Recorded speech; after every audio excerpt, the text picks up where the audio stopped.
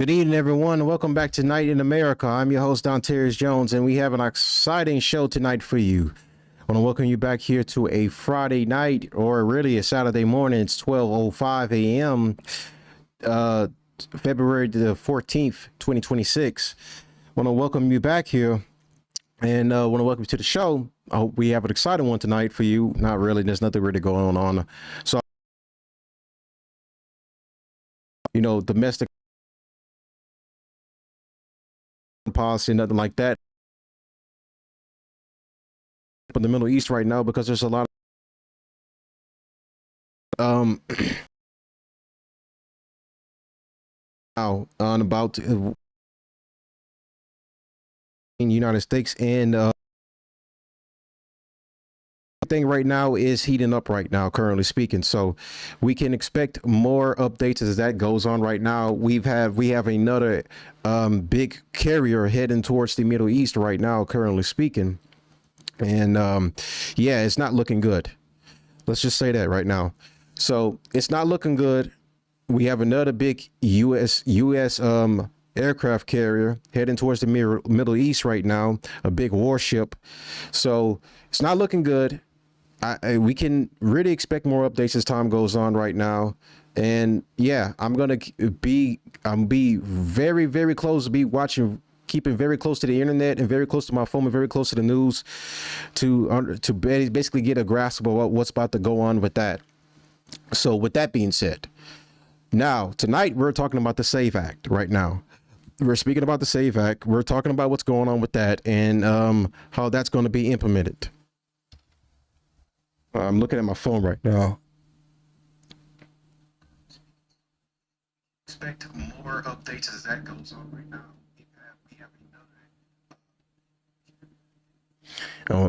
So I'm back on the OBS right now. I'm streaming back on OBS. So yeah, so GA back on OBS, back on Restream. I've had a lot of troubles with Streamlabs, so I had to just let that go for a minute. Now I'm back on streaming on Restream and using OBS now. So bear with me. Back with the old. You can never change it, honestly speaking. So we're back using Restream.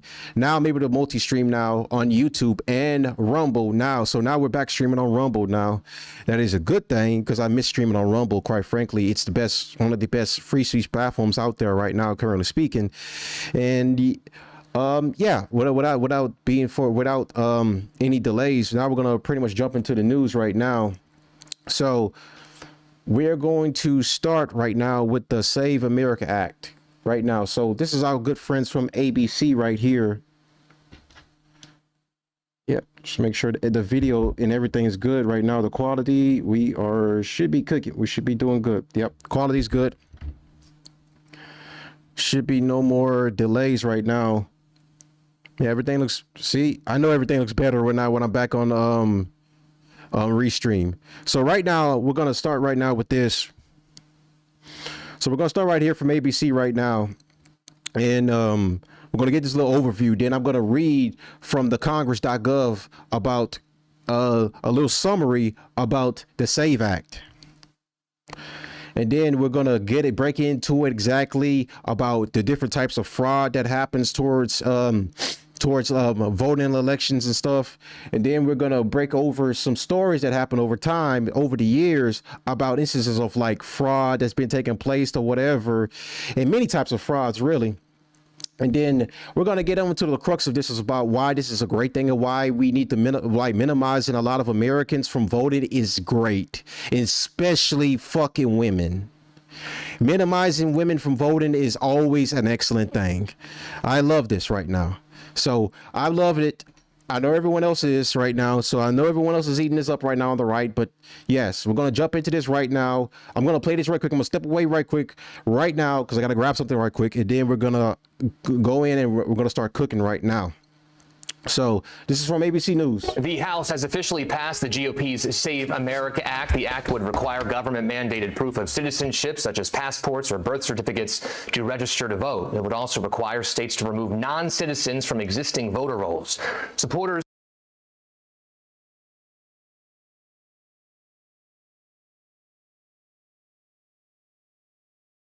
Supporters of the bill say it would protect election integrity and crack down on non-citizen voting, while opponents argue the bill would make registering harder for millions of voters. So the Constitution already prohibits non-citizens from voting in federal and state elections, and state election boards say instances of non-citizen voting are rare. The bill now heads over to the Senate, where it faces a potential filibuster from the Democrats. So let's bring in ABC News legal contributor James Sample for more on this. So James, your thoughts on this bill?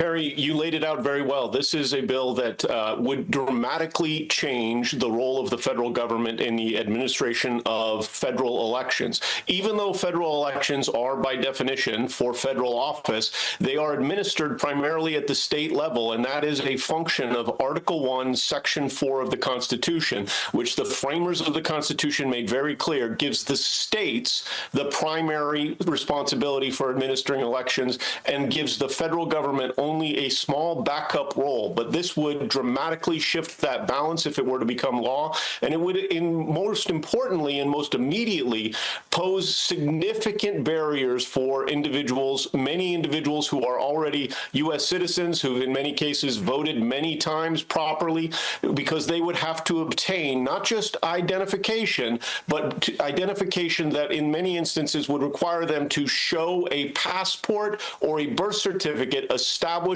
U.S. citizenship. Now, for many Americans, most Americans even, that is not a significant hardship. But for a significant percentage of Americans, that would be a hardship that would prevent them from voting. Numbers are estimated around 21 million. The question becomes, is that cost, disenfranchising at least a significant fraction of 21 million Americans, worth the benefit of preventing non-citizens from voting when we know from study after study that there are only a small, and we're talking single digits per election year, number of non-citizens who actually cast a vote. So it seems like that these are some major impacts this bill could have on voters. Oh, there is no doubt that if this bill were to pass through the Senate, and to be clear, I think that's unlikely at the moment, but if the majority leader in the Senate, John Thune, elects to do away with the filibuster, then this bill could, that was the so-called nuclear option, then this bill would pass the Senate and it would go to the president, and it would have a dramatic impact, and it would be an immediate impact in the 2026 midterms. There would be, in many instances, chaos because of the transition period. We think about November as being a long way away. From the standpoint of election administration, it's effectively tomorrow. This would be an upheaval of historic proportion. So if this bill does become law, what kind of legal... All right, so let's segue into talking about this right quick. So this is from Congress.gov. This bill requires individuals to provide documentary proof of U.S. citizenship when registering to vote in federal elections. Specifically, the bill prohibits states from accepting and processing an application to register to vote in a federal election unless the applicant presents documentary proof of U.S. citizenship. The bill specifies what documents are considered acceptable proof of U.S. citizenship, such as identification that complies with the Real ID Act of 2005 that indicates U.S. citizenship. Further, the bill, 1, prohibits states from registering an individual to vote in a federal election unless at the time the individual applies to register to vote, the individual provides documentary proof of U.S. citizenship. And 2, requires states to establish an alternative process under which an applicant may submit other evidence to demonstrate U.S. citizenship. Each state must take affirmative steps on an ongoing basis to ensure that only U.S. citizens are registered to vote, which shall include establishing a program to identify individuals who are not U.S. citizens using information supplied by certain sources. Additionally, states must remove non-citizens from their official list of eligible voters. Okay, so the bill allows for a private right of action against an election official who registers an applicant to vote in a federal election who fails to present documentary proof of U.S. citizenship. The bill establishes criminal penalties for certain offenses, including registering an applicant to vote in a federal election who fails to present documentary proof of U.S. citizenship. So that's a summary from us.gov. Now, this is important to understand. Okay.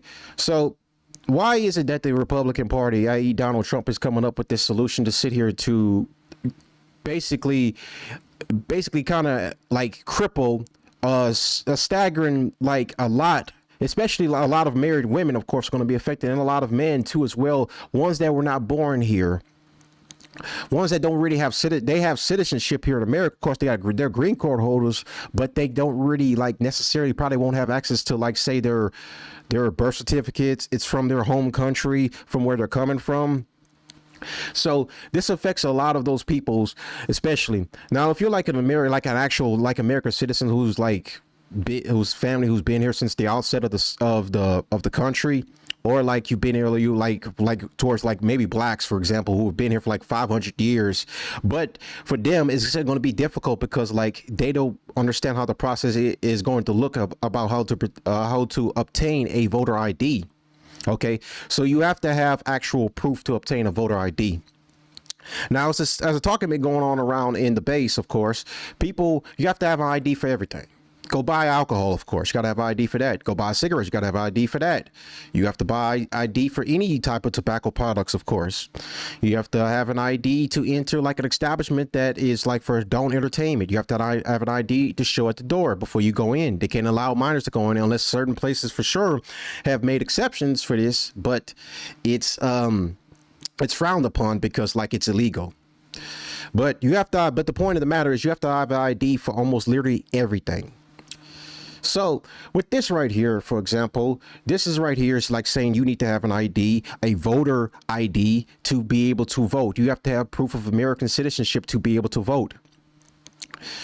So basically, you have to show proof of like you are a citizen, you are born from this country or whatever, or maybe if you're a green card holder and you have access to your birth certificate by chance, you have to prove that you are a citizen of the United States government and you are allowed to participate in a federal election.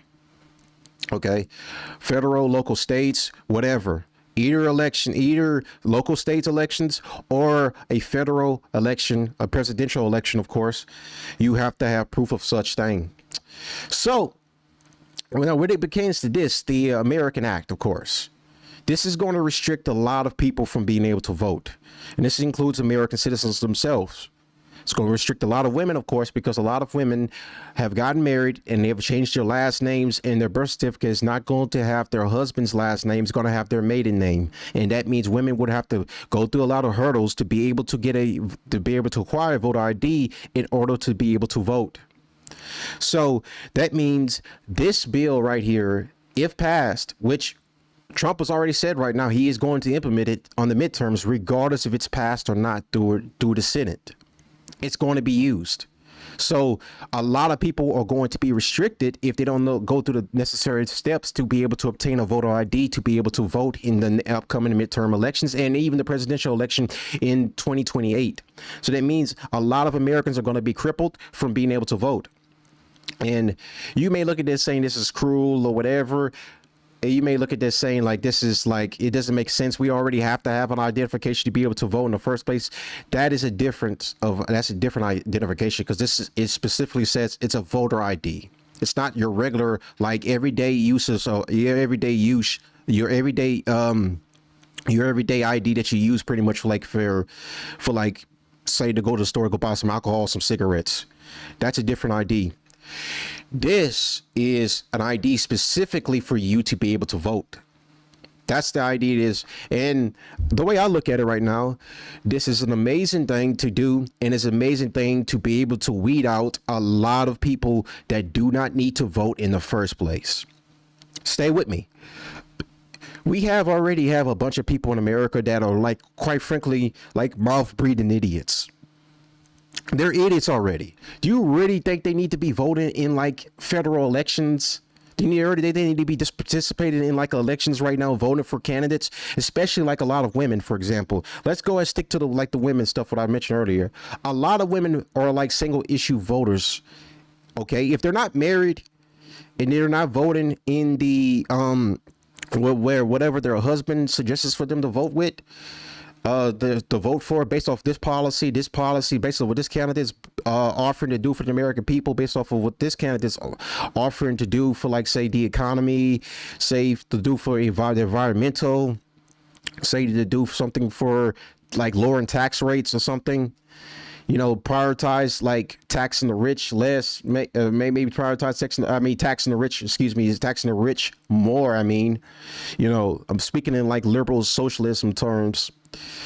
So when you look at all those right now, all these issues that I just brought up, especially when it pertains like to the women to vote, because like if they're not married, a woman is going to vote for basically a single issue. She's going to vote 100% of the time for single issues that have nothing to do basically with the entirety of like a president's policy. It's the same thing what happened with Kamala Harris, for example.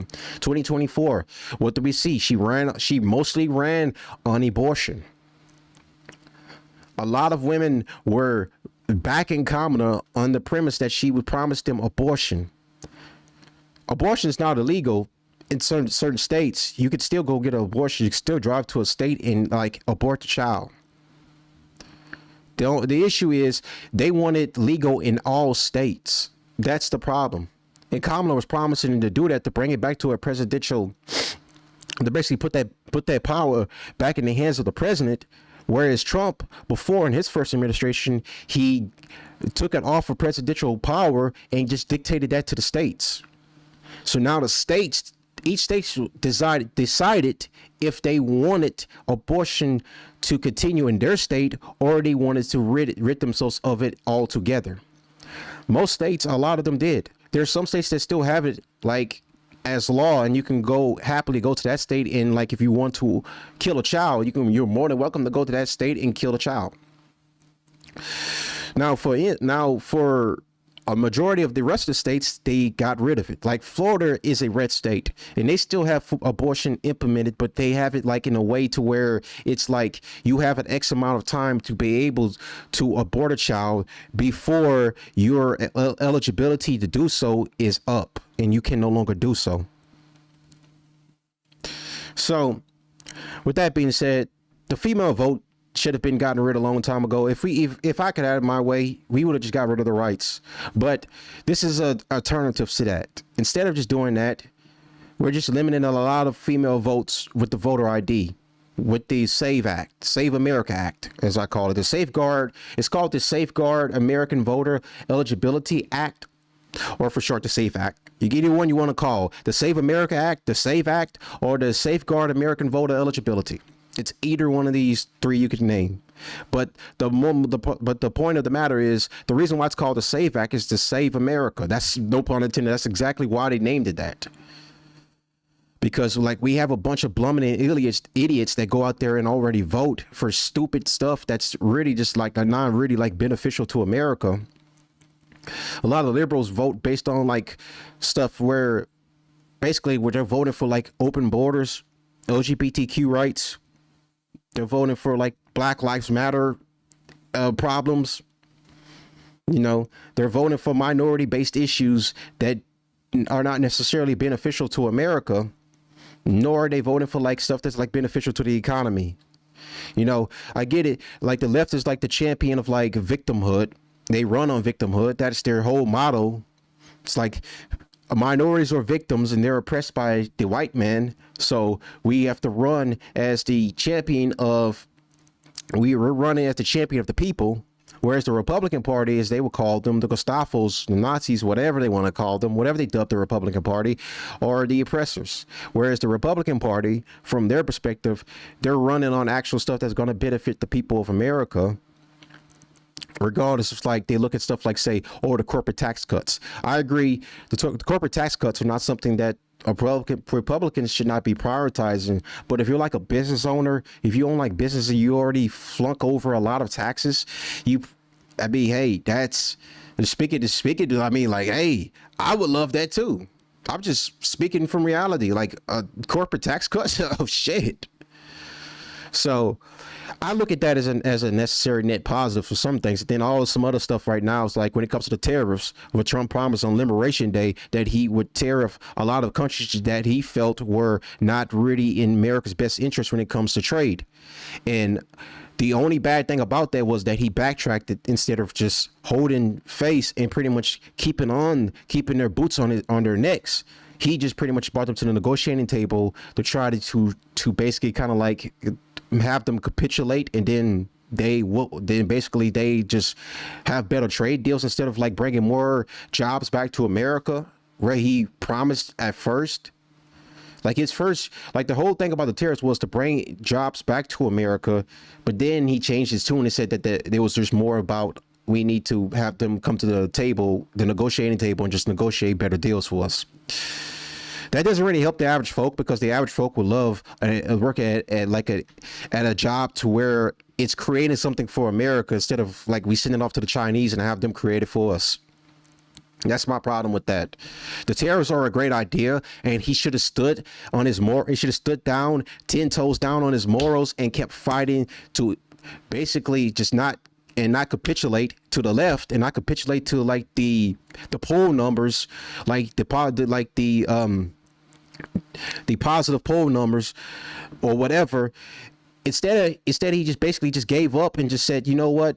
I don't want to destroy a couple of a lot of economists already said a lot of businesses were going to be impacted and hurt by the tariffs, but they were like a necessary sacrifice, because whereas you have maybe 1 to 2 or 3 businesses close, you can have 5 to 10, maybe even more. The ratio would increase as time goes on. That was the point. Every economist that spoke out against the tariffs and said they were a bad thing were speaking in short term hurts, pretty much. They weren't speaking in long term. In long term, they would bring more jobs back to America. That was the purpose of the tariffs. You could think about this. If he had stood 10 toes down on those tariffs, we would have had more jobs in America right now as time goes on, because a lot of these big companies that invested overseas would have just said, you know what, let's just stop it right now, because these tariffs are really destroying us right now when it comes to getting our shipments in overseas, and it'd be better to just give these jobs, bring them back to America, take them out of like say China, and bring them back to America, and let America make its own products, make its own. Pretty much you look at all our Navy ships, majority of the material that we have to make those ships, they come from China. Imagine if we made that ourselves. So that was my problem with the implementation of the tariffs, was that he just didn't stand 10 toes down on them, and he backtracked it, and then he just basically just said, you know what, I just wanted to bring him to the negotiating table so we could negotiate better deals. I'm like, buddy, that's not exactly what Americans really want. Americans want those jobs to come back because like fathers have a chance to go work in factories and make something and make a livable wage to afford for their families. That's the purpose. Then the immigration. They just capitulated to the left again by basically sending Tom Homan to Minnesota, and now he's basically give over Minnesota to the communist Marxists that have pretty much just like run Minnesota. He's pretty much just giving up to them right now by basically taking ICE, saying their surge is pretty much finished, and now they're withdrawing all their pretty much, I think it's all of their ICE agents out of Minnesota. After basically just saying that, you know what, after the 2 shootings that happened or whatever, we don't want to cause much harm, and we just want to like make sure that people live in peace or whatever. Basically that type of message. And I'm like, we still have a bunch of illegal immigrants, a bunch of Somali pirates running around in Minnesota that need to be deported. And you're telling me right now you're capitulating right now to the left instead of standing 10 toes down and basically trying to get these people rounded up and deported? Mass deportation is what you ran on. Okay, you ran on no new wars and mass deportations, but here's the thing: you're gonna give up right now when the goings get tough. and now you're gonna basically basically capitulate to the left. And now you're basically letting the Marxists, the communists in Minnesota that's running the city rough dry. You're basically telling them right now, hey, you win. We give up. We're putting ice out now. We're finishing the surge right now, and now we're putting all of our ice agents out of Minnesota now. So we throw up the white flag. You win. That's basically what happened with that.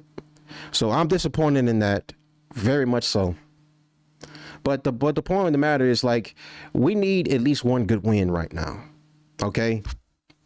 Because if the midterms go the way for the left, go the way for the Democrats, nothing's gonna get passed. I'm just gonna keep it real. If they win the midterms, not only gonna make it harder for Trump to get anything passed. Let's be real, they're gonna try to impeach him. Whether or not they're not going to, they probably are gonna impeach him. After everything that's happened so far, if the left takes power in the midterms, we're cooked. Forget 2028.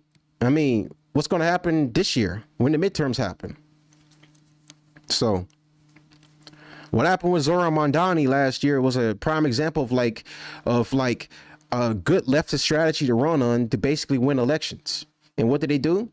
Well, they won an election basically the way that Zoran Mondani pretty much gave the blueprint on how to win elections for the left, especially the far left, the socialist, the Marxist crowd. He basically showed them a winning strategy. You know, it's almost identical to what Trump did, how he ran in 2015, 2016, and 2024. You know, go be amongst the people. Don't do the usual politician route. Go be around the people. Go hang around with common folk. Talk with common folk every day. Do videos with them. You know, do TikToks with them. Socialize with them. Ride on transportations. Go work at McDonald's. You know, flip some fries. Flip some burgers. You know, that's how Trump ran in 2024, and that's how Zoran Mondani pretty much just copied the same blueprint, and then he just showed the left exactly like, look, we just need to change up our strategy a little bit, and we just need to go on the route that Donald Trump did, and then we can be able to win. Zoran Mondani showed them the blueprint. All they need is the votes, and then they need the numbers to get back into the majority, and then it's over with for pretty much all of the Republican, all the right wing. We're all cooked. So, all right, so let's get back into it right now. That's a good monologue to start off with. Let's finish this one off. Challenges could we see?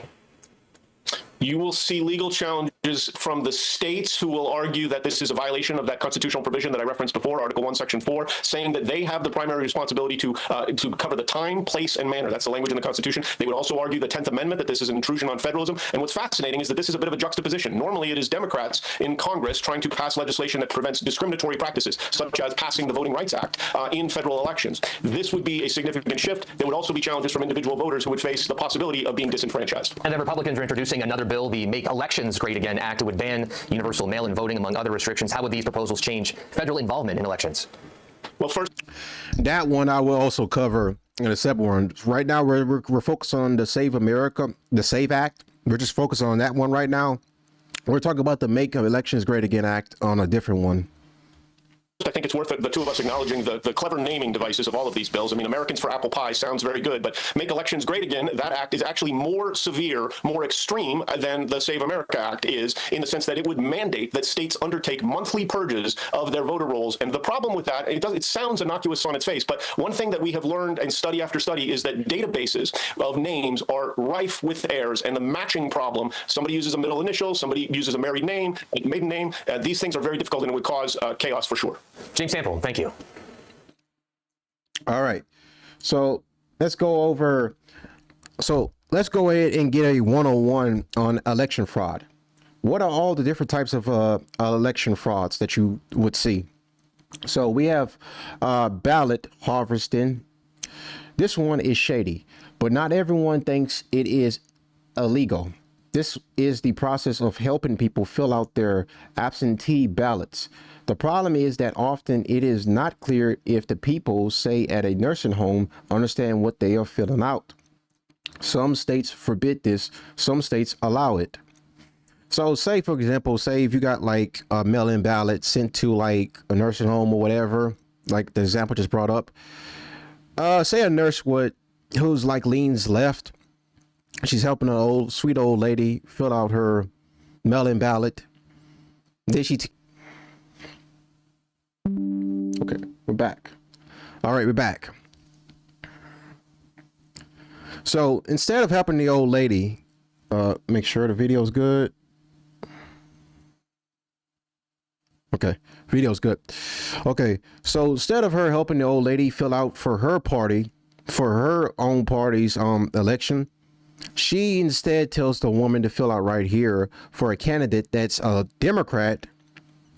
And the old lady is not aware of such thing, but technically speaking, many people will justify that and say that's fine or whatever because it's helping the old lady or whatever, you know, with her voting, help her vote.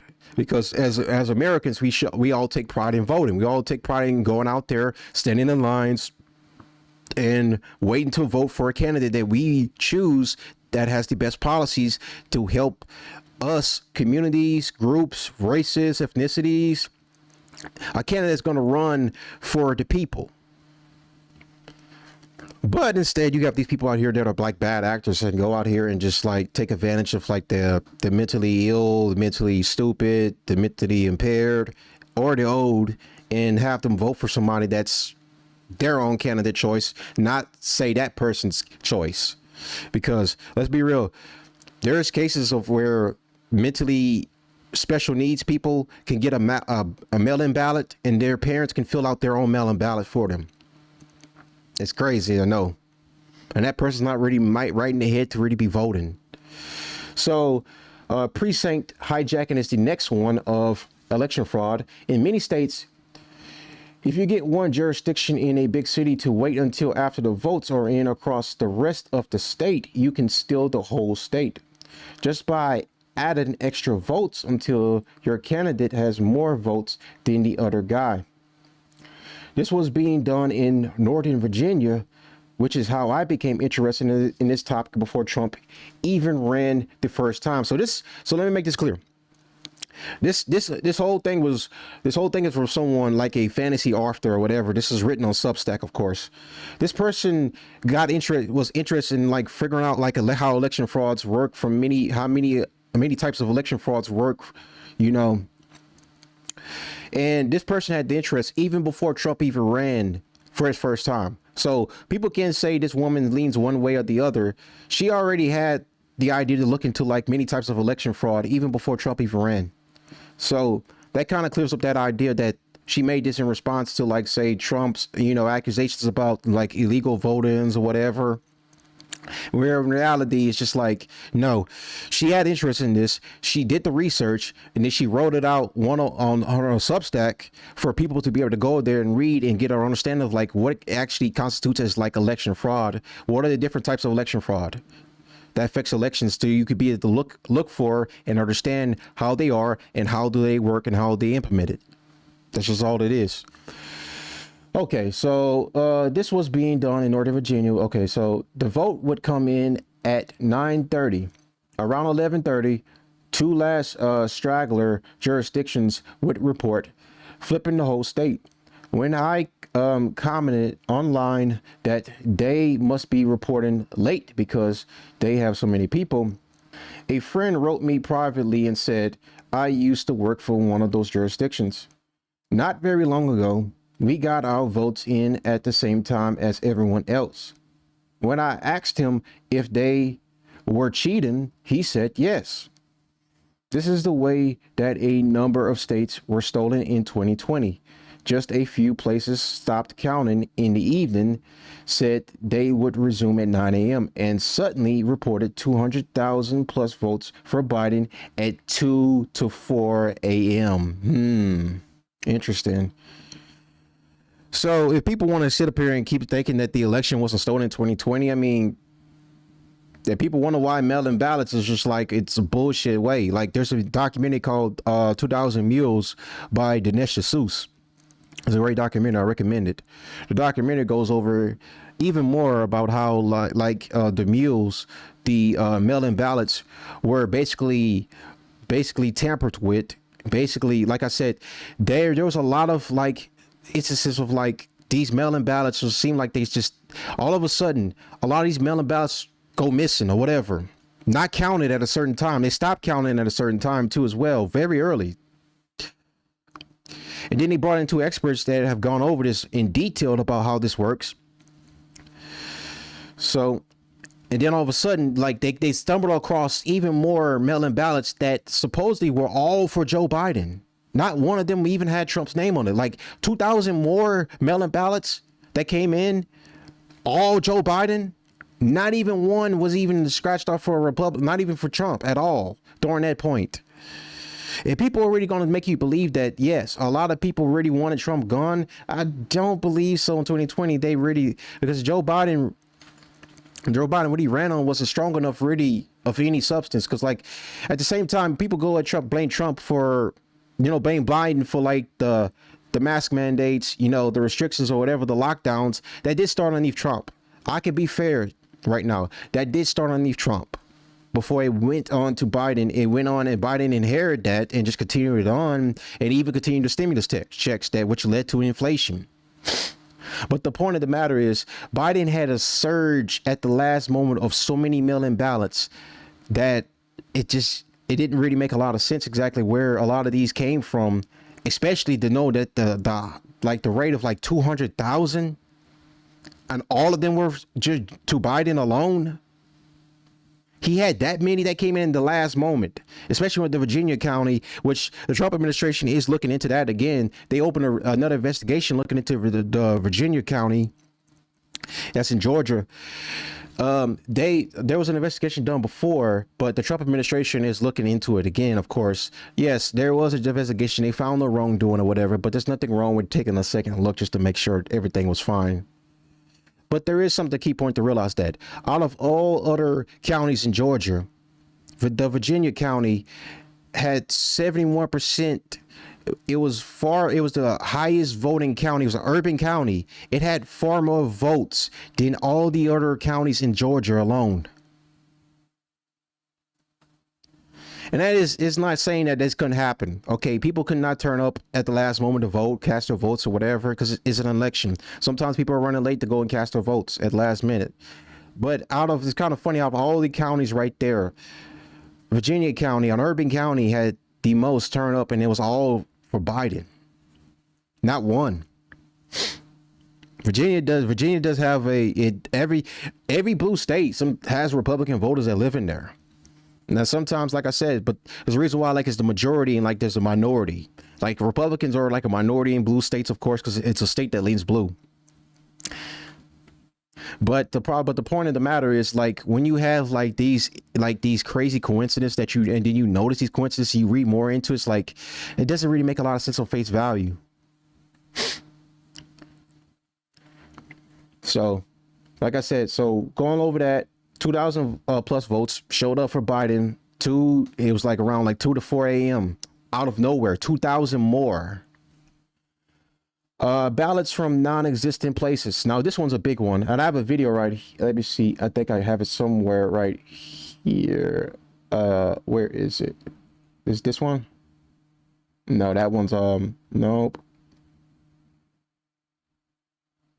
I thought I did. I don't think I have it. Okay, so I don't think I have it. All right, ballots from non-existent places. Okay, in Georgia, for instance, dozens or even up to 70 ballots have been traced to addresses that are not homes or do not exist at all, abandoned lots, etc. There are fake votes. There is no real voter. For instance, in Georgia, they have found voters registered at places like a bus stop with no house or beds. This was crazy. Yeah, that one's even crazy. So you telling me right now they're sending mail-in ballots to like bus stops of like random people off the street that don't have home addresses and they're allowed to vote too? That doesn't make a lot of sense. Duplicate ballots. When a real ballot is scanned more than once, this was caught on film in a number of places by security cameras. Reports coming out from the what was found in Fulton County, either by local council in Georgia or more recently by the FBI, include images in the flash sticks for the machines of the same ballot, with the same serial number being scanned twice or many times.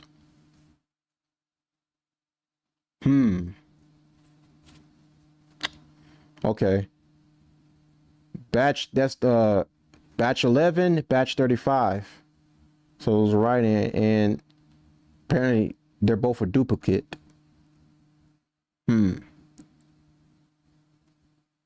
Okay. And forgive me, I think it was Fulton. Was it Fulton? I believe. Let me make sure, actually, because I want to check something right quick to make sure I don't preach out false information. Let me see.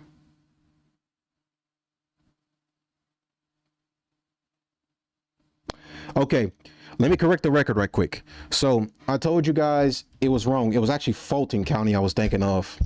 Okay, I just wanted to fact check that right quick because I thought in my head, it's like, no, that can't be right. It was Fulton County I was thinking of. Okay, so let me correct the record. It was Fulton County I was thinking of that supposedly, let's go back up here. Okay, so Fulton County was the one that had when a ballot is scanned more than once. This was caught on film in a number of places by security cameras. Reports coming out of what was found in Fulton County, either by local council in Georgia or more recently by the FBI. Okay, yeah. So go over my point earlier. What I was referring to Fulton County. So to correct the record, I was speaking about Fulton County. I don't know where I got that other one from. I guess I'm thinking of somewhere else in my head. So yeah, it was Fulton County I was speaking about. Cure ballots. Ballots that don't scan or taken into the back and rewritten by workers to be scanned again. So this woman right here writing this, she has experience doing this stuff. So she understands exactly what she's talking about. So this is like, you know, someone who actually like worked with these types of like mail-in ballots and votes. And she goes in the back, and obviously speaking, when they go in the back, when something can't scan, they have to refill it out. Okay, so they have to refill it out themselves, because if it can't scan, then it can't count towards the vote for said candidate. Okay, so as it goes on, problems in Arizona. Apparently, some ballots were deliberately misprinted so that they would cause the machine to scan so that they could be taken and cured. But nothing keeps the people curing them from changing what was entered. So that's important information to keep in mind. So when they're taken to the back, for example, you know, you don't really know exactly what they're putting in, what the information is, and if that information is exactly what the voter put in. This is why it's important to have the voter refill out their own information instead of, say it's being taken in by a worker.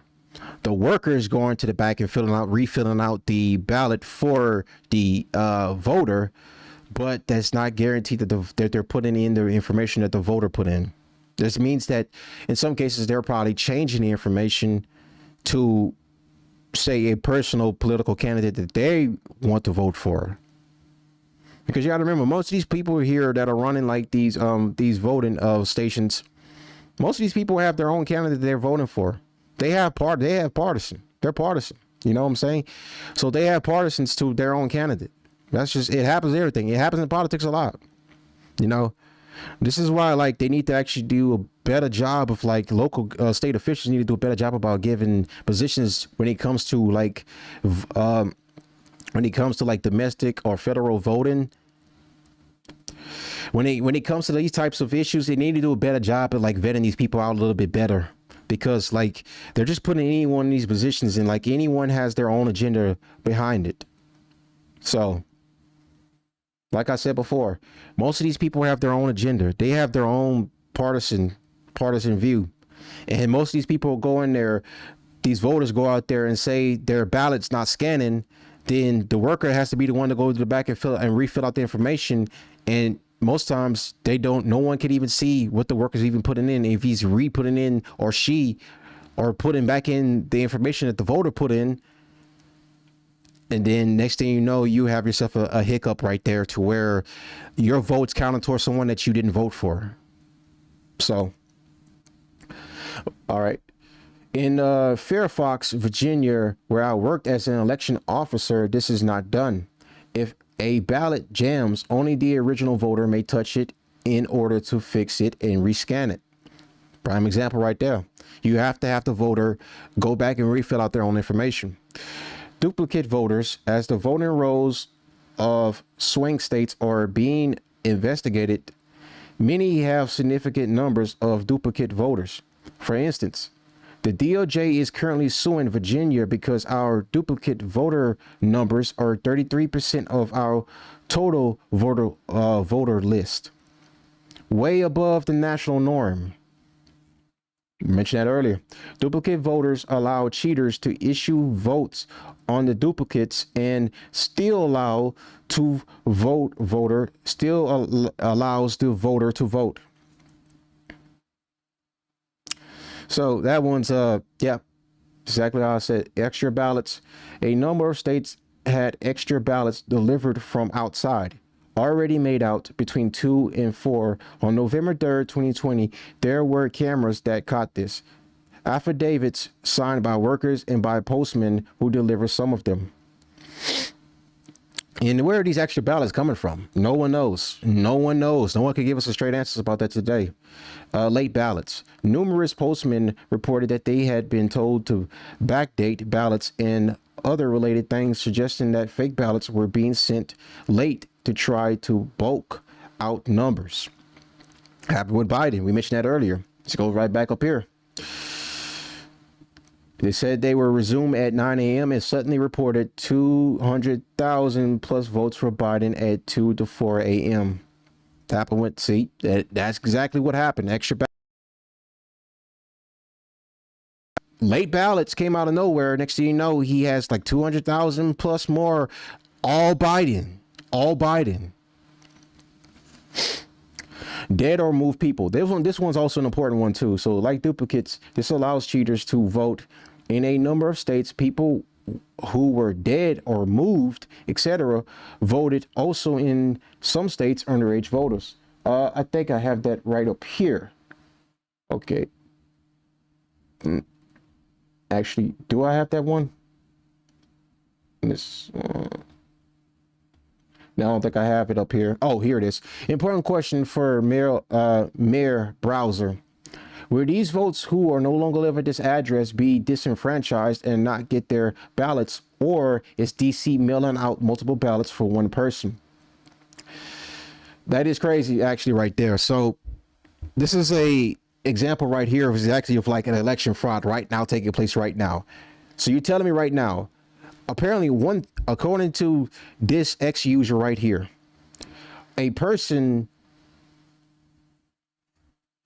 apparently this person right here, this was during the 2020 election right here. This was during the election. So let me make something clear to you guys. Look the date, September 30th, 2020. This person right here received a ballot. Okay, they received a ballot to vote. They have 4 people who know, it says right here, along with my official ballot arrived, along with ballots for 4 people who no longer live here, 3 of whom haven't lived here in over 6 years. Bro, that is crazy. Crazy work right there. He got 4 ballots. He's one person there to vote at that house. The gentleman here in the photo that posted this information up, he's the only person living there. Why did he receive 4 of them?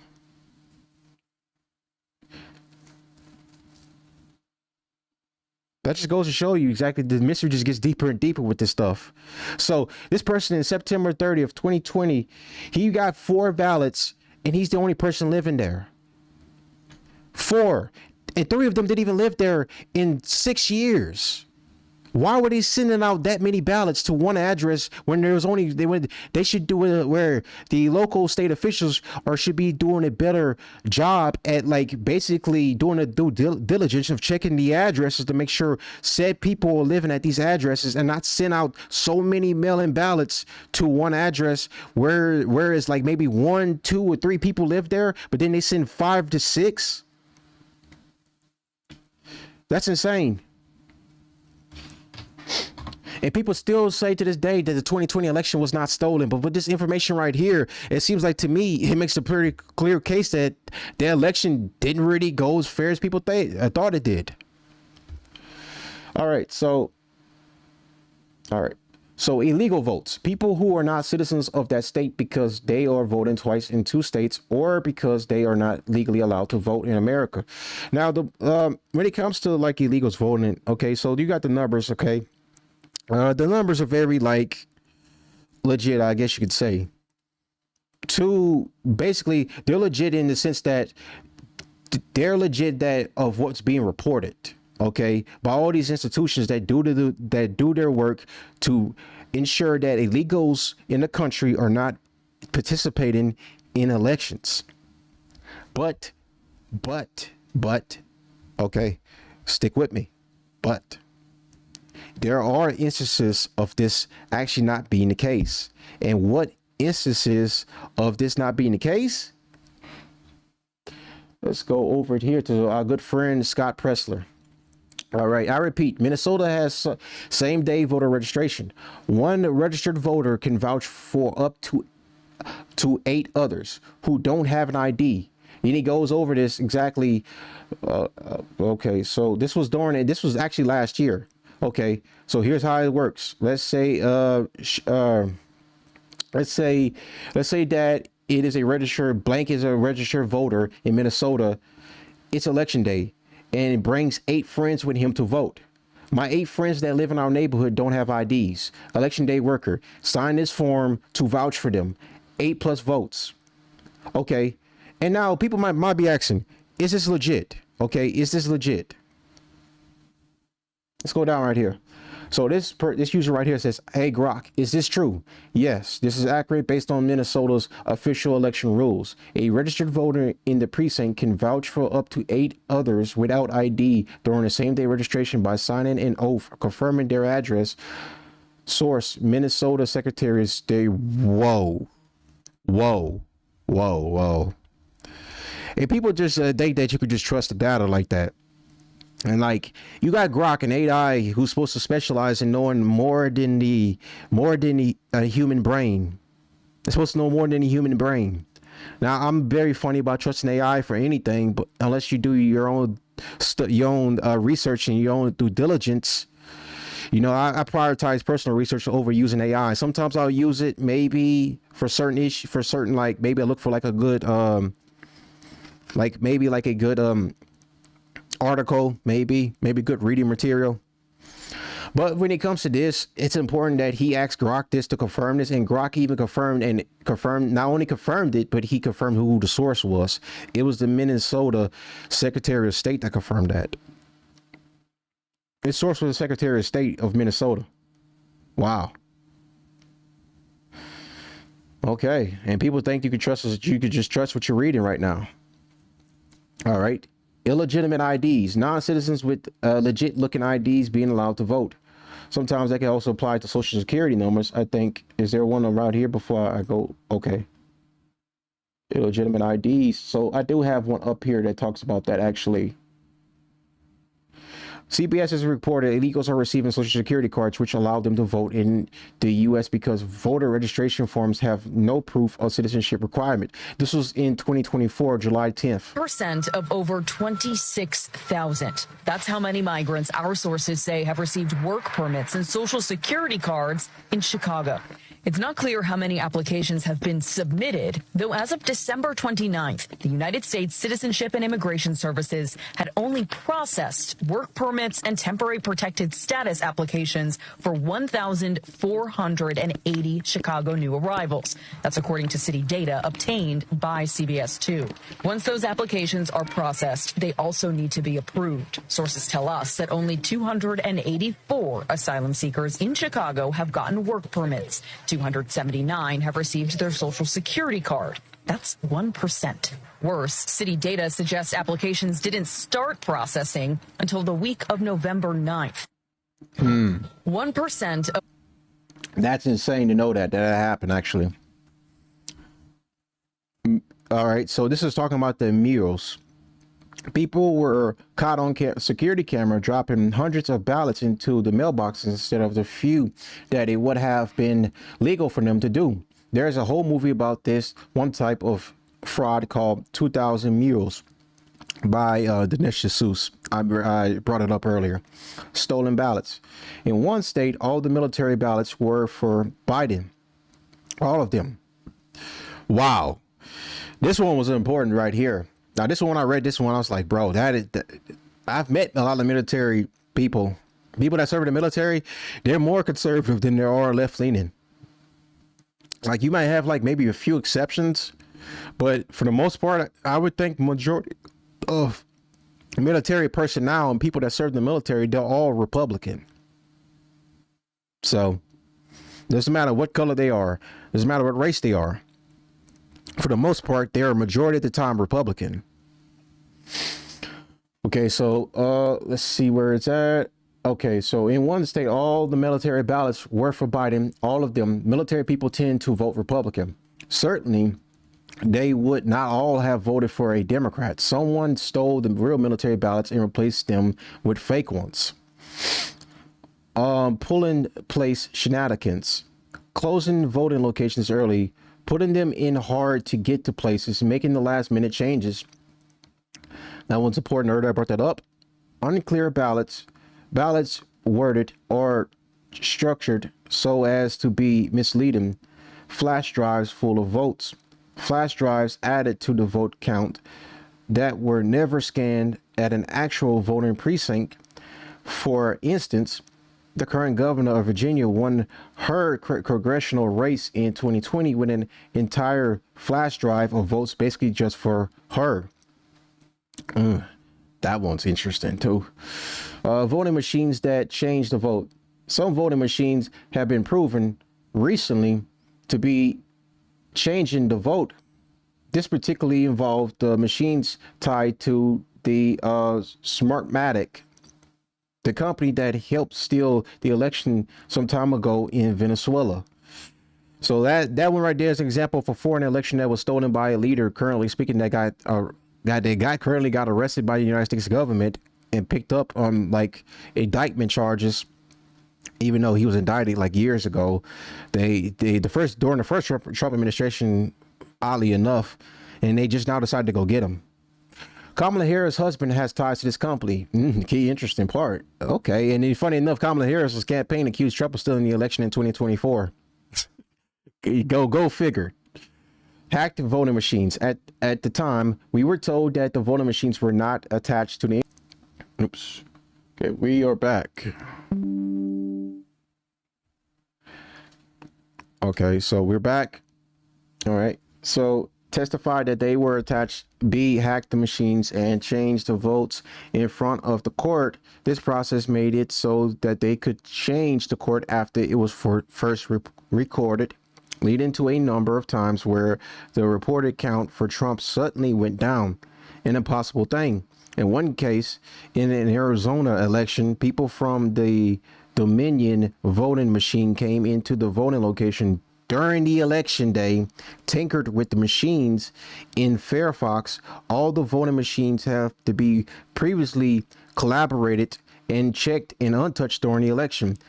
This would have never been allowed. Yes, that is actually against the law to do that. You can't actually do that during an election actively, like when voters are actually trying to cast their votes. You can't come in fill a fool with a machine could fill out the basically tamper with the machine that's already, like, you know, when people are already in the middle of casting their votes. You cannot go out, cannot go and like basically kind of you're basically kind of in a way impeding on an election. You're impeding on an election, even though technically speaking, they're just there to do tech work on the machine. You still can't do that. You have to do that like the day prior, before the election day started, was when they were supposed to make modifications, check to see if it's properly working, if there's no errors, there's nothing wrong with it. They have to do that the day before election day. During election day, that you cannot tamper with the machine at all, because at that point that is a form of election interference. Or basically it's just like, yeah, it's basically against the law. You cannot do that. All right, so foreign influence, last one. Foreign influence, influence, my bad, excuse me. In numerous places during 2020, foreign countries were caught influencing the voting machines from the outside, hacking votes, etc. One woman spent a great deal of her own money, Maria something, starting with a Z. I knew her name in 2020 to 21, who spent a great deal of her own money to get a whistleblower to write an affidavit and to volunteer to come and testify. This affidavit was delivered to Congress in the morning on January 6th, 2021, but it was never read for obvious reasons. Why didn't you hear about this? Good question. In Georgia alone, there were 40,000 affidavits related to observed fraud, but they were never investigated until recently. Key point. That is also why the Trump administration has decided to reopen investigation into Virginia County of Georgia. That's also another reason why. So they actually had a bunch of like affidavits that were written to basically allude that there was fraud going on, and the local officials ignored this. They basically ignored it. And now that the Trump administration has come around to now investigating this issue again, they're saying the usual talking points. So it's like, oh, this was already investigated. Nothing of no wrongdoing took place. There was no election. There was no election stolen. This is a conspiracy theory, whatever, hey, that's fine. You're allowed to say whatever you want. But at the same time, the president is allowed to also make sure that there was no wrongdoing taking place. So the Biden administration didn't do their due diligence, quite frankly. So Trump administration currently can check and see if everything was up to par. That's all they're doing. If there shouldn't be no arguments, there should be no fighting. It's just, hey, just let the investigation take place, buddy. That's all they're doing. Even though for some reason Virginia County had more than all of Georgia, like the most, they had like literally, I think Virginia County, the urban county, had the most turnout out of pretty much all of Georgia. And most of it was like at the last minute. And I get it, like I said earlier, last minute turnout, it's common in elections, of course. I'm not going to dispute that at all. But the problem of the matter is all of them that turned out the last moment were all for Biden. All of them were for Biden. Not one of those last minute ones turned up for Trump at all. So like I said, the investigation is taking place right now, currently speaking. So as most stuff gets updated with that, we would just cover that later on. So let's go on right here. I thought this was funny right here. So this is why I brought this one up. The SAVE Act has passed the House. This bill would disenfranchise millions of voters. W. Most of them women. Even W. It requires 2 pieces of ID to vote. The second piece must match your passport or birth certificate. Lucky for me, I have a passport, so I don't have that problem. Unlike you people, a lot of you are probably gonna watch the stream. Either you're liberal or something, and probably some people on my side. But I think on the right, I think people are a little bit more smarter, especially the men. And if they're married, they're obviously gonna show their wife how to do it. Maybe on the left side, I don't know what you freaks are gonna do right now. It's gonna be kind of hard, and then plus there's a lot of like these transformers too. They changed their names to a different name, but the birth certificate says this is actually their name. So, and they're a guy. So their passport has to be, you have to be recognized you as a guy. So you have to basically kind of like accept in your reality that you are a male, and you have to have your passport to say so in order to be able to receive a voter ID. I don't think you get special exceptions for that. Could be wrong, but it'd be funny at the end of the day if they're like trying to they're like scrumming, they're like fighting in their head that they have to basically kind of like capitulate and just like basically concede that they're fucking like they're a dude and they're trying to masquerade as a woman, like they transition, even though that's not a real fucking thing. That's just mental illness. All right, so why? Because they changed their names when they get married. It's a voter suppression bill. It's the first step towards taking away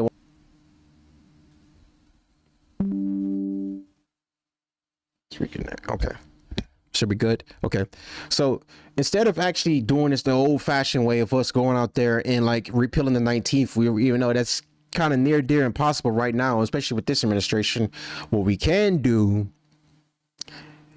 is ensure that the SAVE Act and the Make Vote Great Again Act, both of them pass to the point where we're able to suppress a lot of dumb and quite frankly stupid people from voting. I said it before on the stream. There should be an IQ test for voting. There should be a social studies test for voting. They're not going to do that. So instead, what they're going to do is they're going to pass this, which is going to basically disenfranchise a lot of people, including from not voting, because the process is going to be either impossible to do so, or they just quite frankly don't understand how to do it. So there's that. So we've pretty much like almost won the battle, my friends. We just need to keep fighting right now. So this is another example of like fraud that took place.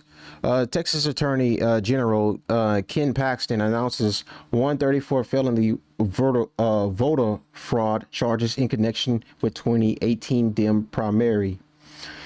Texas Attorney General Ken Paxton announced 4 arrests Thursday on dozens of felony charges in connection with an alleged vote harvesting scheme during the 2018 Democratic primary elections in Gregg County. It is unfortunate reality that the elections can be stolen outright by mail ballot vote, Paxton said in the statement. Election fraud, particularly an organized mail ballot fraud scheme orchestrated by political operatives, is an affront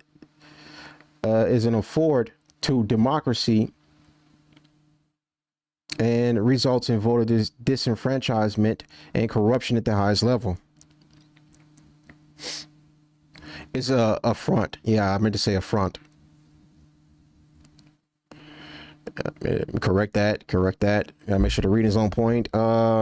Gregg County Commissioner Shannon Brown, Melina Jackson, Charlie Burns, and Dwayne Ward face 134 felony charges in total, according to Paxton's office. The allegations include election fraud, tampering with a governmental record, mail-in ballot fraud, and more. So that's another example of fraud. Now, this one right here is interesting, and I got a video to go along with it. So on a couple of video raises questions about absentee ballot handling in Somali community, Republicans said.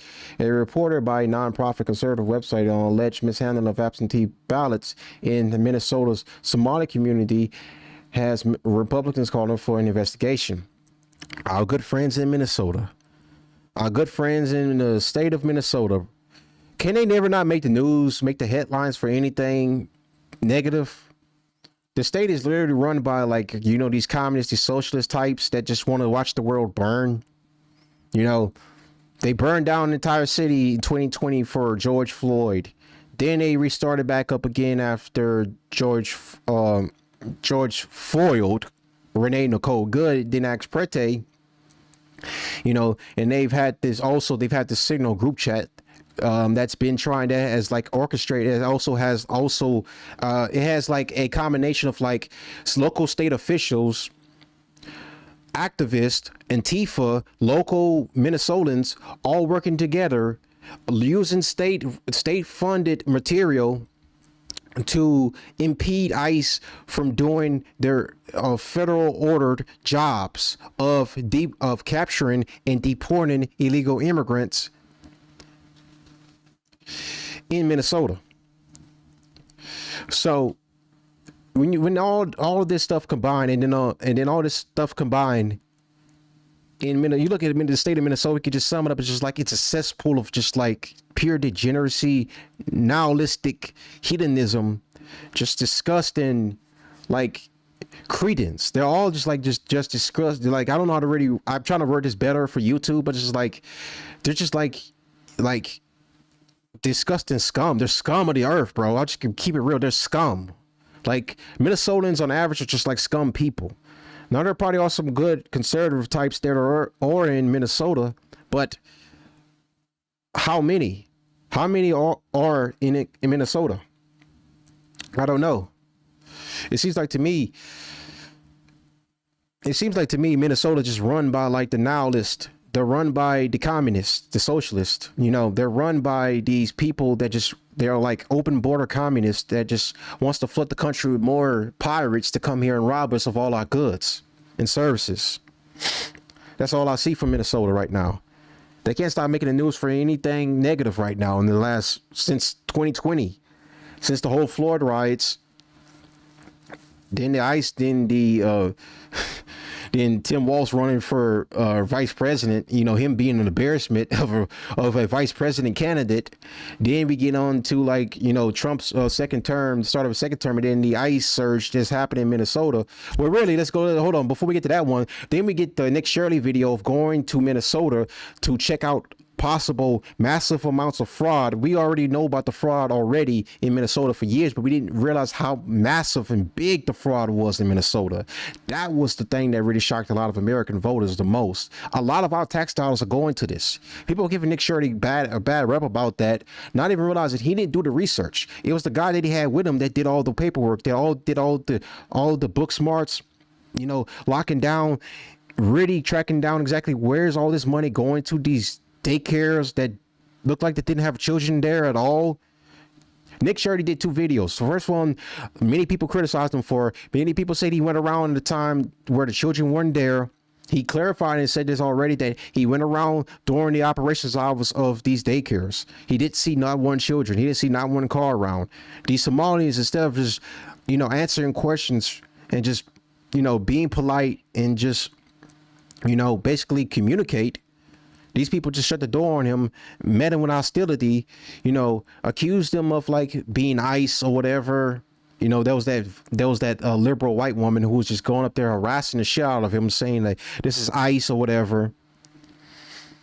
You know, he got so much like bad rep, but he also got a lot of praise from the right wing, because the right wing saw exactly how much all of our tax dollars are going to Minnesota, fund these Somali communities.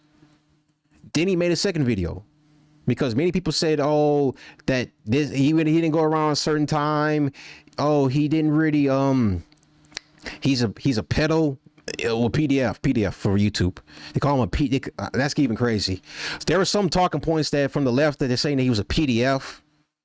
Really? That's the discourse now? He's a PDF?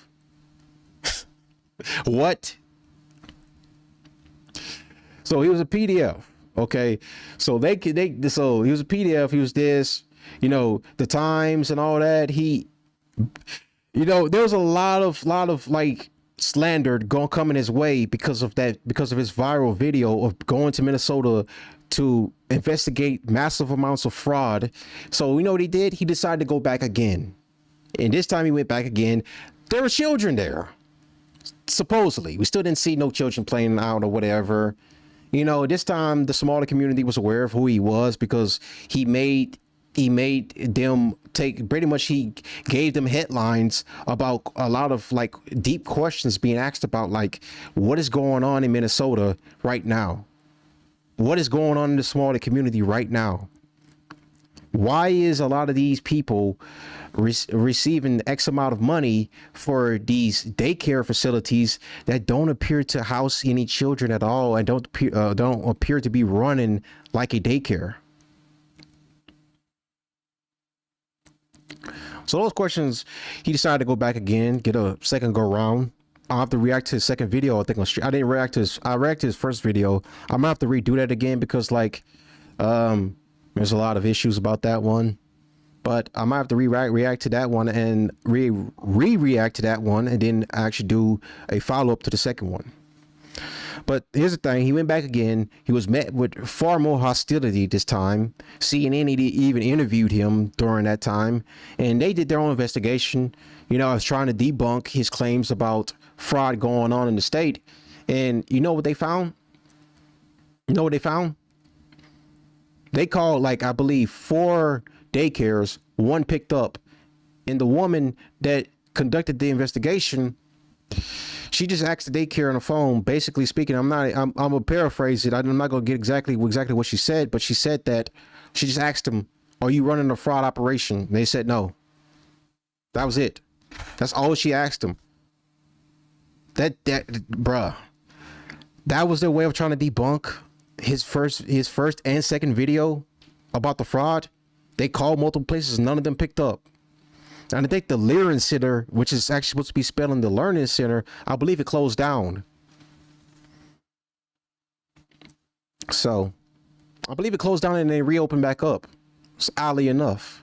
So that's that about that. So, okay, so the report by Project Virtus, which is known for using hidden cameras in undercover operations, posted a 60-minute video Saturday of a man on July 7th bragging about his car being full of hundreds of absentee ballots for Minneapolis City Council member Jamal Usman, who won his seat in August special edition. Just today, we got 300 ballots for Jamal Usman. He said in a video he allegedly posted online in summer, but he later took down. The man who Project Virtus identifies as Liban Muhammad is seen filming himself on his route to collect absentee ballots from the elderly in the Minneapolis Somali community. Many of the ballots are empty, the video alleges, and are filled out by Muhammad or others for the candidate of their choice in this case. It's insane. So a guy right here, this is from their website right here.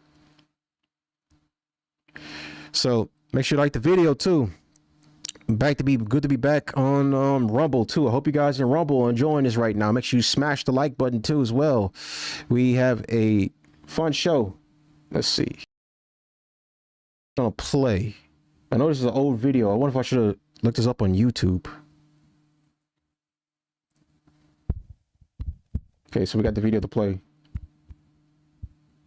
James O'Keefe here in downtown Minneapolis at the scene of the crime.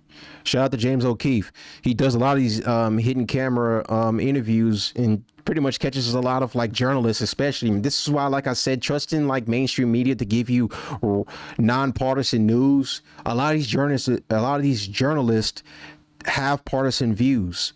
They don't express them, of course, because you're not supposed to. As a journalist, you're supposed to be nonpartisan. You're supposed to not have a side, and you're supposed to report fairly objective news. People might say that about Fox News, for example, who obviously lean Republican, obviously lean right or whatever. Fair. But CNN obviously leans left. So what's the difference? I mean, like, you got both sides that obviously made it clear what side they lean in the political aisle. And they have Republicans working on it, like Scott Jennings, who, in my opinion, destroyed the panel about the SAVE Act right now. And we're actually going to watch that, too. Because this is how CNN thinks about their own base right now. They think you're incompetent. They don't think you can figure out exactly how to acquire a voter ID. That's how CNN thinks about you. They don't want this passed. And a lot of liberals support this. They support the idea of people getting a voter ID. There's like, what, I think 67%. I'm gonna look at the number in a minute. 67% of liberals support the idea of getting a voter ID. Because it's fair. We need ID for everything. Republicans support it 100%. So it makes smart sense that a lot of liberals will support it too. Because yes, we do want fair elections. The best and brightest should be voting. the mentally impaired, the mentally stupid should not be voting at all. So, but anyways, we're going to pull this up right now from James O'Keefe, and we're going to have ourselves a good watch. This is like 16 minutes. The person you're about to meet, Liban Mohammed, aka King Liban 1, boasts about the hundreds of absentee ballots in his car. This video is one of the first of its kind. A man self-incriminating himself, bragging about all the illegal ballot harvesting that he does. Money is everything. Money is the key in this world. If you ain't got money, you should not be here, period. You know what I'm saying? Lacag is everything. Campaign lacag baa wata. $200 iyo $100 oo waxa la ayada iyo awowga iyo iska soo qaadeen. You cannot campaign that. You gotta have an investment to campaign. You gotta have a fundraisers. You gotta have waxa la yiraahdo. You gotta have the whole team. Numbers don't lie. Numbers don't lie. Wajida gaariyaygu waa buuxaa. Waxaas waa absent ballot salka yaala. Soo ma jeedin. Fiiri, waxaas oo dhan soo ma jeedin. Waa buuxaa gaariyaygu. Waa buuxaa yaala. Waxaas kullu waa Jamaal Cusmaan way. Fiiri. 300 kaliya maanta soo dhacday waa Jamaal Cusmaan. yaa mid hogaaminaysa aamino maxaa leedahay waa lagu kala baxay Soomaa meesha هذا وين وجنرالات ciidamada hogaaminaysa weeye sida uga socotaan yaa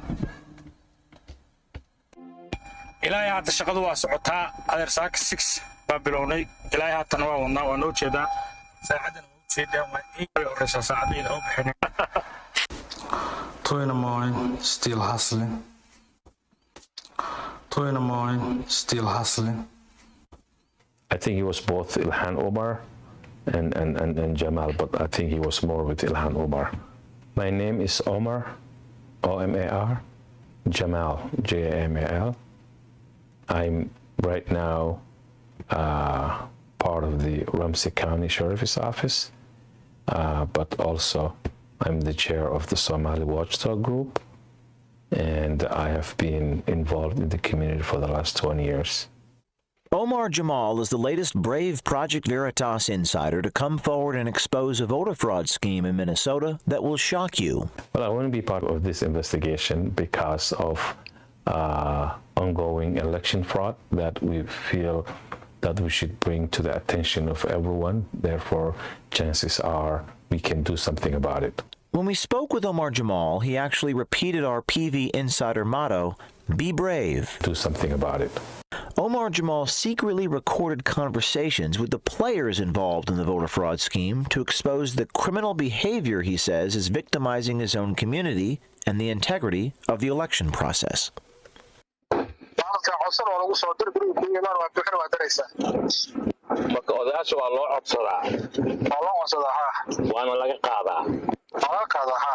Liban didn't get it in a unique way. He just get them the way that everybody before him or maybe even after him will do, which is go to the elders, probably maybe pay them and collect, help, to their men. He's helping them.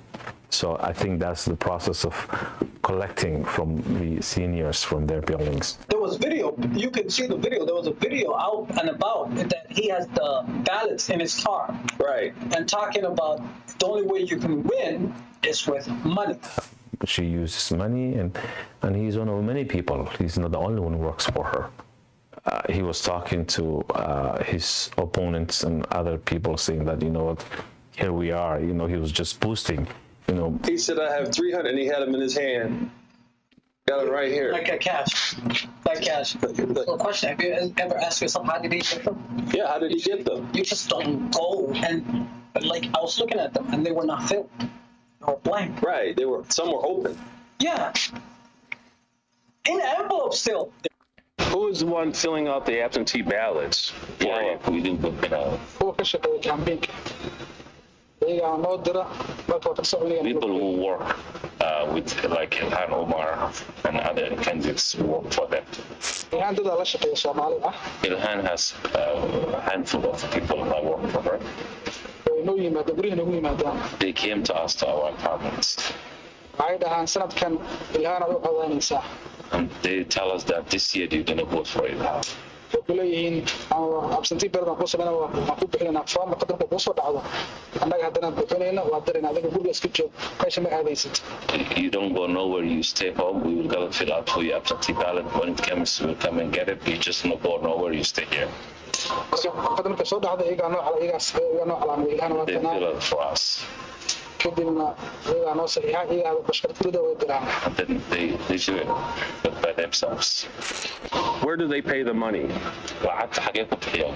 lacagta markaan codka saxiixana oo warqadda naga buuxsadaan markaas lacagta na siiyaan The minute we sign the thing, the election, that's what you get paid. I think the purpose of collecting the ballots is to make sure that you fill them out and you make sure that the person you want get in there. Wow. They fight you if you speak up. Wow. Like what? Like what can I do? Like get jumped? Hell no. I ain't going. No, I'm good. okay let me talk to you Yeah.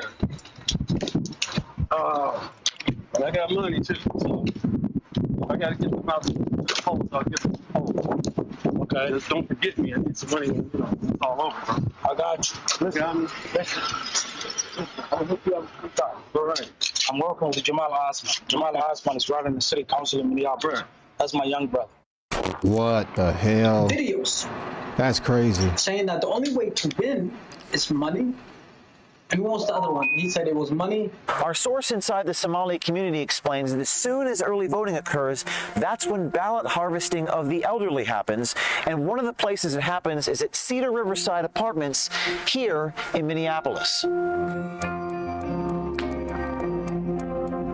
At the end of this street, Yes. there's 3 towers called one tower. Okay. And it's all seniors, and they took every ballot. Every ballot. They just take Every them from single them. ballot. They knock on the door and say, your ballots come, give it to me, give it to me. They don't even pay them for it. They just take them. No. And the ones that didn't vote on ballots, the young people and the women and stuff, they were paying cash. They were getting bags of money the last 1 week here to drive people. And when you vote and they mark you off, then you get in the van, they give you a cash. lacagta waxaa keenay Ali Gani. The money was brought by Ali Gani. Ali Gani is the campaign chair of Ilhan. He's a staffer in her office. Ali Gani Guinea. was coordinating everything. Ali is who's deputy director for Ilhan Omar here in Minneapolis is part of people who are using cash to get votes and use that to make sure that he wins the election. He's very active in the community and making sure that whatever it takes to get her elected by any means necessary. Based upon our undercover reporting, U.S. Congresswoman Ilhan Omar, also affectionately known as a member of the Squad, and her campaign may be behind one of the biggest voter fraud schemes in American history. But this time, we have it on tape. The person who's working in Ilhan's campaign is the one who's managing the voting place. They bring them, they line them, they put the open ballots in there, and then they take them in and say, here. And the people mark. How's that working? They have perfected this system. This is what they do. They will tell you, we are applying for your ballot. They take a picture of your social security and your driver's license. They have a database. When the ballot comes, they track it. Sometimes they make fake emails. They track the ballot. Then they come and pick up the ballot. Wow. So they Unopened. actually, wow. So there's a vested interest, but we are victims of the system. They don't give a shit about any Somali issue. Sorry to use my language. No, you're right. And the DFL wants to win this state at all costs. It's a mutually beneficial, and the victims is the Somali. We have to understand that the immigrants mostly here now are first-generation immigrants. They are still, most of them are still emotionally connected to where they came from. And because of their background and not knowing how elections work, they came from a military government. That's the only system that they know.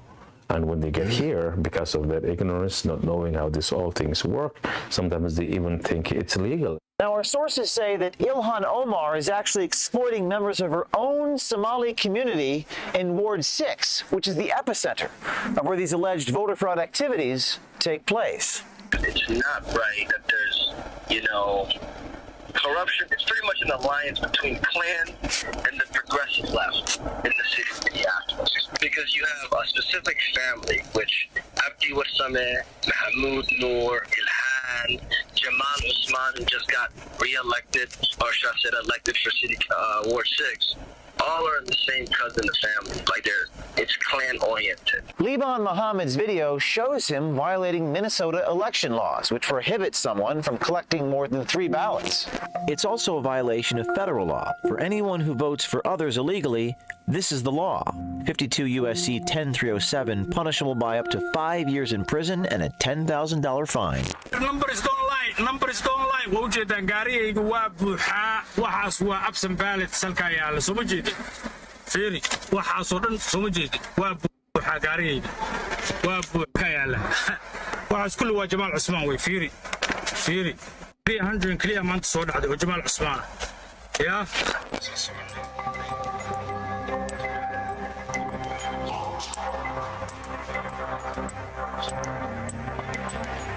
Wow. There was video. You can see the video. There was a video out and about that he has the ballots in his car. Right. And talking about the only way you can win is with money. So he's basically saying that. Admitting that. Right. Yeah, admitting that. So. I saw that video.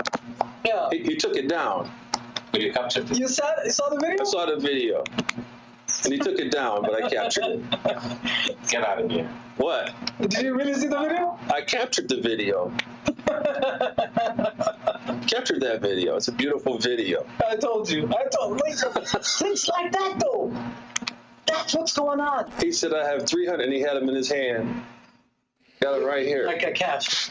Like cash. So question, have you ever asked yourself, how did he get them? Yeah, how did he get them? You just don't go and, like, I was looking at them, and they were not filled. They were blank. Right, they were, some were open. Yeah. Wow. In envelope still. It's an open secret. It's not something that, she will do anything that she can to get elected. And she has hundreds of people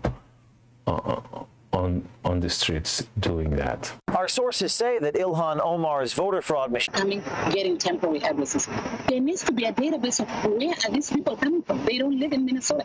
We don't have hundreds of Somalis lining up every day for balloting. No. Where are they coming from? And as soon as this election is done, the people will go back to their normal lives. It doesn't matter. It's over.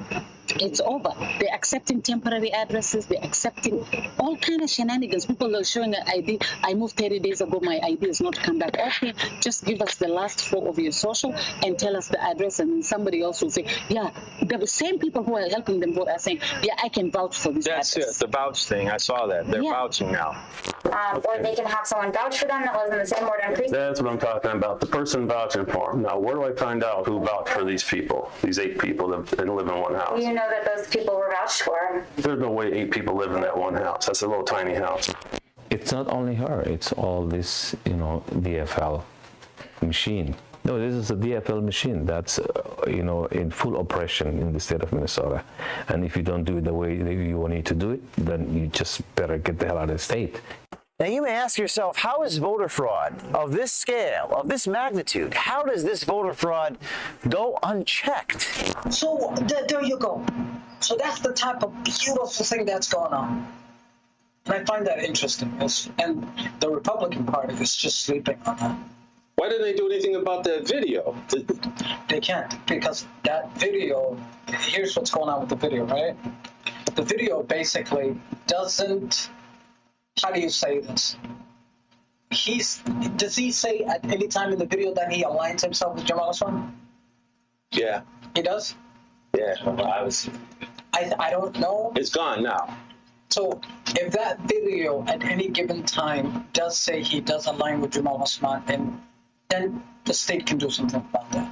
It's not right that there's, corruption. It's pretty much an alliance between Klan and the progressive left in the city of Minneapolis. Well, I'm afraid if it's already too big to stop, maybe it's too late. Maybe it's already too big to stop. There's a lot of people invested in this, and they don't care how they did it. We win, and that's it. if American people don't pay attention to what's happening, it's gonna soon the country will collapse.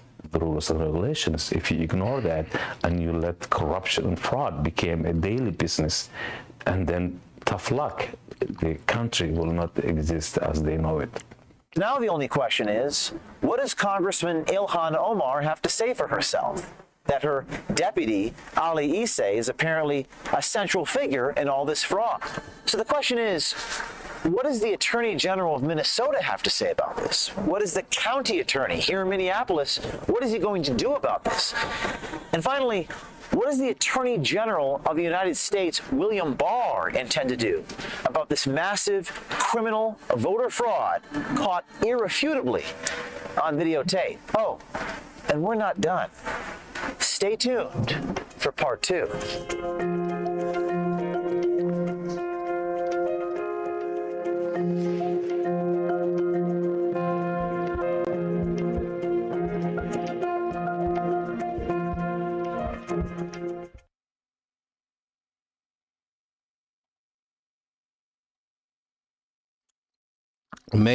Amazing work of journalism, I would say so myself. Amazing work of journalism right there. So breaking.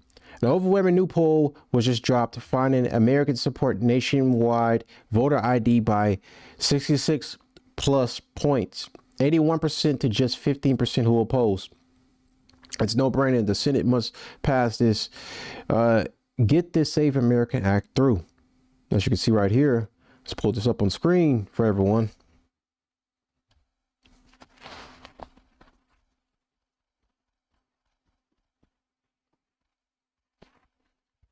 So, all right. So strongly favor, somewhat oppose, strongly oppose, not sure.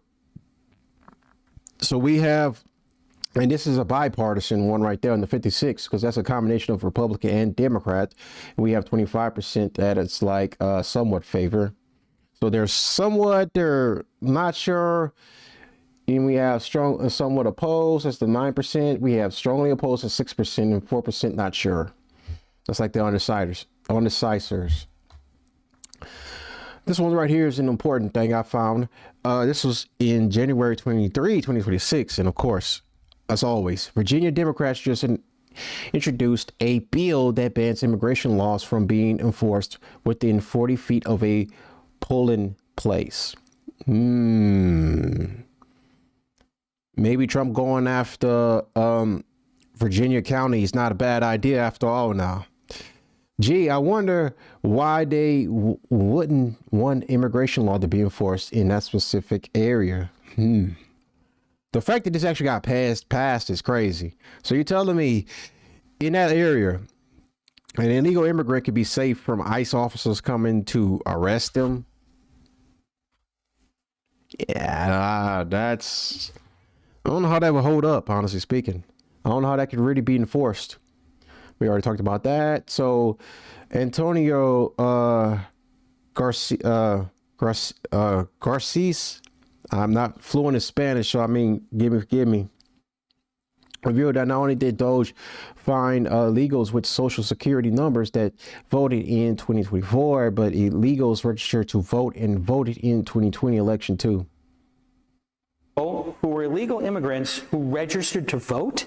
This is confounding. Yes, this is actually true. We've sampled a handful of states, and in those handful of states, we found people registered to vote, and we have found people who actually voted. And this is all being done by sampling, okay? So we are sampling DHS data, and then have to go to the voter rolls, check the voter rolls, and then give that to HSI, Homeland Security Investigations, who goes and checks the voter record by subpoena and the cards you sign when you vote. We had already 3 arrests here in Florida, actually. Wow. And 1 indictment in New York. They illegally secured social security numbers through the process we talked about last time, asylum or some special program or whatever, and they registered to vote, and they actually voted in 2020 and or 2024. I just want to say this carefully. 3 have been arrested and 1 has been indicted. The one we indicted, I want to just stop on this guy for a minute. He's an Iraqi national. He voted in 2020 in New York. He went to prison for shooting somebody, shot some guy's hand off, has charged, if I remember correctly, $160,000 or $70,000 of benefits through Medicaid, and we think is now in Iraq because he's active on his Facebook page and the IP address is from Iraq. Is that the tip of the iceberg? I'm going to leave the data. So I'm now leaving the data and I'm entering the area of my opinion. My opinion is that this is the tip of the iceberg. How big the iceberg is, I don't know. And I don't want to speculate because I think it would be not the right thing to do at this moment. I think we'll have more data over time. But for sure, if we can sample out of a database, and it takes an engineer about a day to find 20-ish cases, that gives you an idea of how many there are, right? Here's the reality. Every vote that is cast illegally in America nullifies the vote of an American citizen. It is your constitutional right to vote in America. And if we don't have a zero-defect system, we are violating your constitutional rights.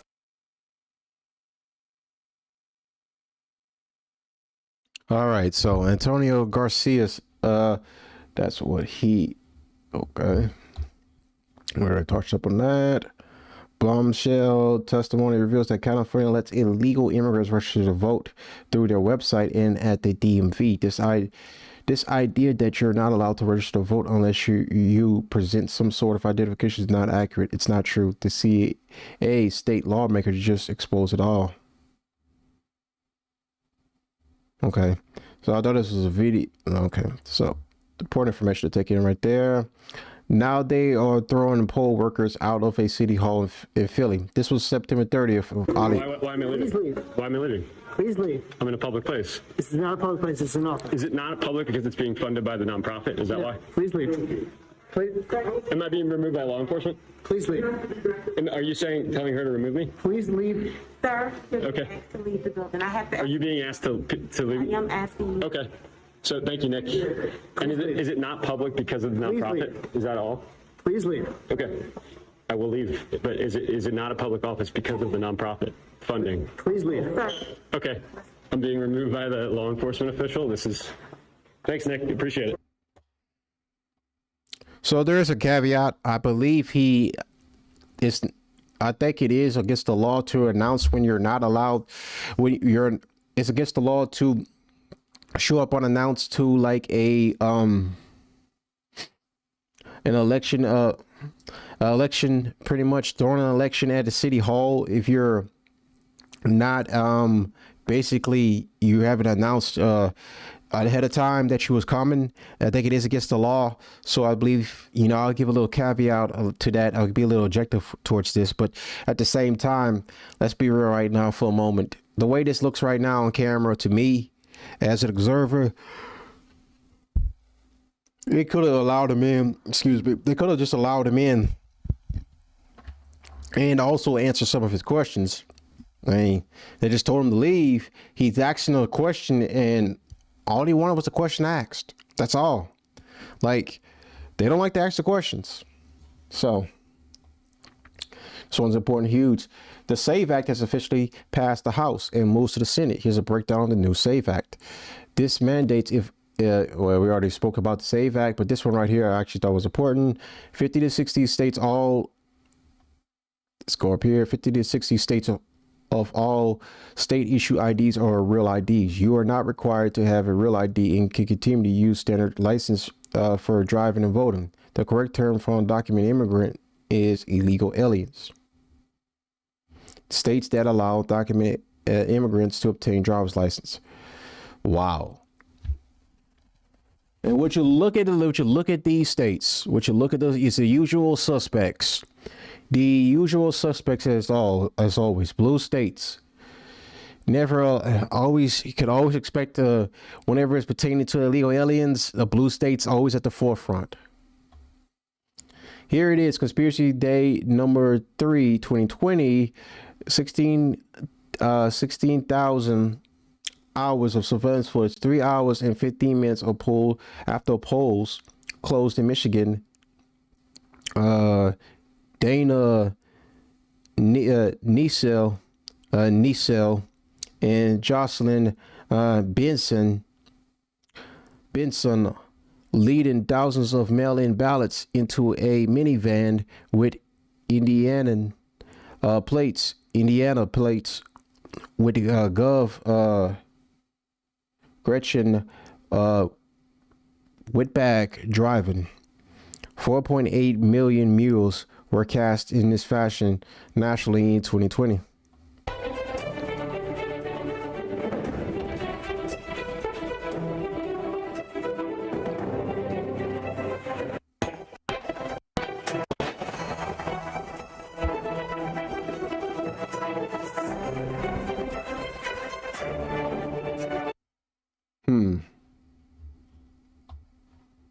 Just in, President Trump announces there would be, now this is where there's a big announcement right here. So this one's the big announcement. So just in, President Trump announces there would be voter ID required in the upcoming midterm elections, regardless of whether or not the Save America Act passes. 47's got a plan. The Democrats refuse to vote for voter ID or citizenship. The reason is very simple. They want to continue to cheat in elections. This is not what our founders desired. There's a video of Barack Obama.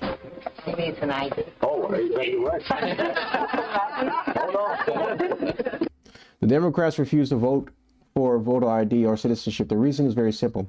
They want to continue to cheat in elections. This was not what our founders desired. I have searched the depths of legal arguments not yet articulated or vetted on this subject, and will be presented an unrefutable one in the very near future.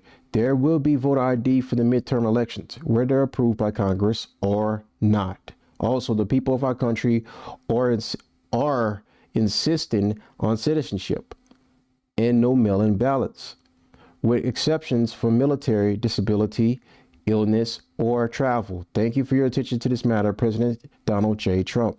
I got my driver's license. There you go. All right. So it's official right there, according to the president. Bring my ugly mug back up here. So according to the president, we will have mail-in voting the day of the election. Also, let me fix this right quick. See, transform. Well, I can't flip it over now. Okay. So according to the president, during the midterms, voting ID will be implemented regardless if it is passed through the Senate or not. So they could pass it. It wouldn't matter. The president will still use it. So that's that. All right. So W return back to Restream. I will be back tomorrow. Give you guys like a little regular chill stream before I go do some for the rest of the day. I'll try to be early as possible with it. Go react to some videos. I think I got 3 videos we can react to. I'm going to finally do the Jeffrey Epstein interview reaction. Okay, we're going to do it tomorrow. We're going to react to that. I've been waiting to do that. I have been for the longest. I put it off. Now we're going to do it. So look forward to that tomorrow.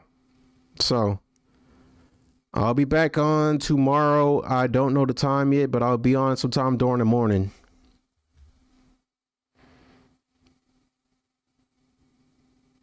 I know we're having a little bit buffering issues, but I mean, I'm in the green. I don't understand why I'm having buffering issues. That might be my phone. Oops.